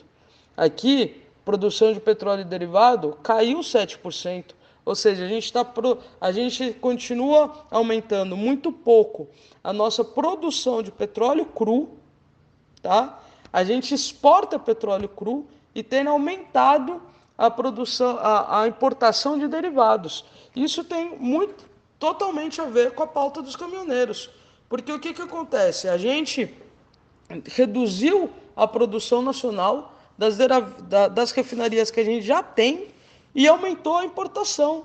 Isso porque eles querem vender a refinaria. Eles ficam falando que tem que abrir um mercado para a parte privada para poder ter maior concorrência e com isso abaixar o preço. Agora, não tem nada que impede o setor privado vir e construir refinaria. Eles podem, não tem monopólio no Brasil desde 97. A questão é que eles não querem investir, eles querem comprar o que já é da Petrobras. E eles não querem ter uma empresa do tamanho da Petrobras para concorrer com eles. Então é preciso desmontar a Petrobras, para daí vir o setor privado.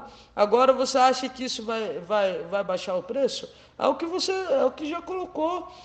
Eles querem mais fazer remessa de lucro para acionista do que baixar o preço para atender a população. A lógica deles é outra. É a lógica do capital privado. Quem investe quer lucro direto para o seu bolso.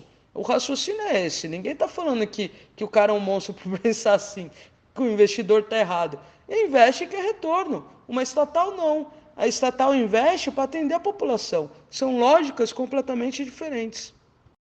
E como andam os casos de infecção pela Covid-19 na Petrobras, Cibele? Pelo que eu tive acesso, o cenário é caótico na empresa, não é isso? Qual é a realidade nas plataformas de petróleo em relação à pandemia? A categoria petroleira, na pandemia, ela tem se configurado mais ou menos como: metade das pessoas tem conseguido ficar em teletrabalho, a outra metade não tem jeito, porque é mais próxima da atividade fim, aí tem que ir para a plataforma, tem que ir para a refinaria, tem que ir para a termoelétrica.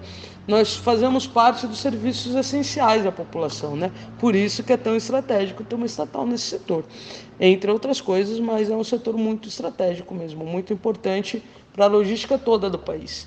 Então, muitos petroleiros e petroleiras estão tendo que ir nas unidades. Infelizmente, nem todas as unidades estão respeitando as regras seguras da forma que é colocado oficialmente pela empresa, né? A gente mesmo do sindicato recebeu denúncia de um petroleiro que a Petrobras tem feito teste em algumas unidades de cada 15 em 15 dias.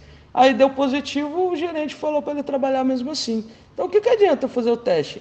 Ele fala que é porque foi o teste rápido, daí tem que esperar o resultado do PCR. Mas então por que faz o teste rápido? Então são pequenos exemplos para ilustrar os números que eu vou colocar agora. Já são em torno de 4.415 petroleiros contaminados com a Covid, tá? Desses 4.415, 60 casos fatais. Infelizmente, já são 60 casos fatais. Isso até dia 23 de janeiro. Né? Se eu não me engano, teve mais 2 falecimentos depois disso. São 48 terceirizados e 12 próprios. Tá? Se a gente colocar estatisticamente, 1 a cada 10 petroleiros já contaminou a Covid. Se a gente considerar que metade dos petroleiros e petroleiras está ficando em casa, e esse número é massivamente daqueles que estão tendo que trabalhar, é quase 1 a cada 5, na verdade. Isso está muito além do que a gente vê os dados da pandemia na população brasileira. Isso expõe, né, duas coisas. Primeiro, que em grande parte das instalações da Petrobras estão sim vulneráveis. Muitas vezes, como eu falei, as próprias normas que eles criam não são seguidas à prática, né? E também são normas que pegam muito mais os petroleiros próprios, os terceirizados às vezes nem tanto, e está todo mundo no mesmo ambiente, todo mundo é trabalhador, todo mundo tem direito à vida. Então a gente tem muita vulnerabilidade aí. Plataformas é gritante, porque a plataforma é um setor confinado, então se tiver uma pessoa com Covid lá dentro, pode acabar contaminando todo mundo. Então, já era uma área de risco, agora mais ainda. Infelizmente, a gente vê esse negacionismo do governo Bolsonaro, ele só não é tão escancarado nas falas, mas os números da Petrobras retratam que ele também está presente na atual gestão Castelo Branco da Petrobras. E o que a Petrobras tem alegado para essa situação grave, Cibele? Eles não tomam as medidas de segurança para conter esse aumento vertiginoso das infecções? Que tipo de iniciativa vocês da FUP tomaram para tentar evitar a ampliação dessa tragédia humana? No começo da pandemia, a Petrobras ela fez o que ela chamou de medidas de resiliência. Ela reduziu o salário de todo mundo que estava em teletrabalho em 1/3, e algumas pessoas que são de regime especial em até metade do salário. Isso de forma unilateral, sem nenhuma negociação. E aí ela soltou uma nota falando que era por conta da pandemia. E na nota, ela mais fala da crise do petróleo e do baixo consumo gerado por conta da pandemia do que a preocupação da vida dos trabalhadores e trabalhadoras. Obviamente, os sindicatos, né, lutaram contra isso, entraram na justiça, questionaram em mesa de negociação com o TST e conseguimos reverter essa situação. Agora, operacionalmente, tem lugar que sequer faz exame. Entendeu? O que é colocado como procedimento não é seguido pela própria empresa. Agora, é muito difícil a atuação na pandemia, né?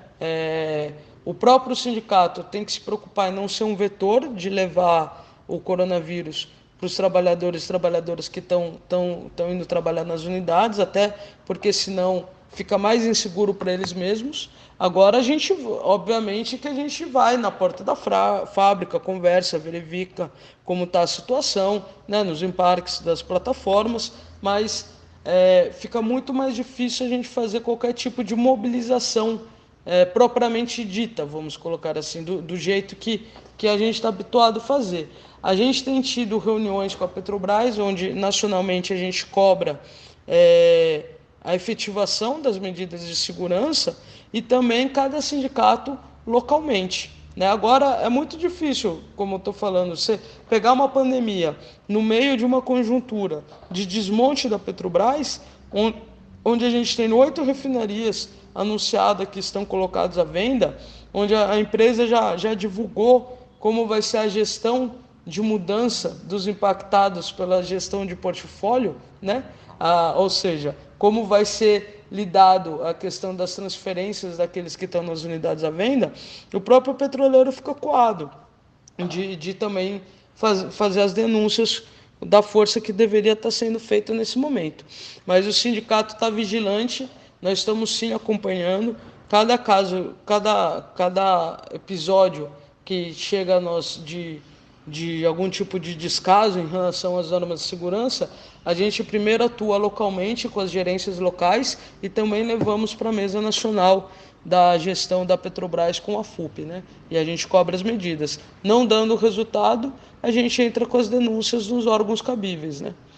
Então, agora o próprio judiciário, às vezes também tem decisão para tudo quanto é tipo de lado, né? Tem aqueles que acham que tudo passa por cima, né, da segurança da categoria por ser serviço essencial numa pandemia, então você não pode questionar nada, e tem aqueles que entendem que é sim possível fazer as atividades que a gente tem que fazer de uma forma mais segura, e que é isso que é a nossa luta constante, né?